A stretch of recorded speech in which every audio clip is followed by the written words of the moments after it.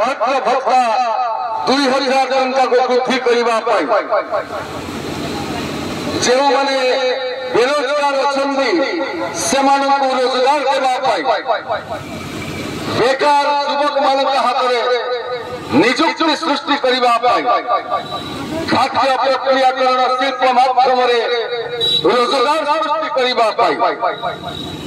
ଜମିକୁ ଜଳସେଚନର ବ୍ୟବସ୍ଥା କରିବା ପାଇଁ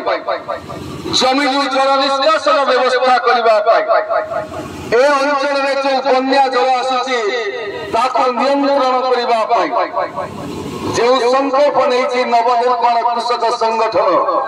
ଏବଂ କେବଳ ସ୍ୱପ୍ନ ନୁହେଁ ସ୍ୱପ୍ନକୁ ସାକାର କରିବା ପାଇଁ ଯେଉଁ ସଂକଳ୍ପ ନେଇଛି ନବନିର୍ମାଣ କୃଷକ ସଂଗଠନ ଆଜି ଏହି ପରିମାଣରେ ଆରମ୍ଭ କରିବାକୁ ଯାଉଛି ପଦଯାତ୍ରା ମହାସମାବେଶ ସିଂହାସନ ଖାଲି କର ମହାସମାବେଶ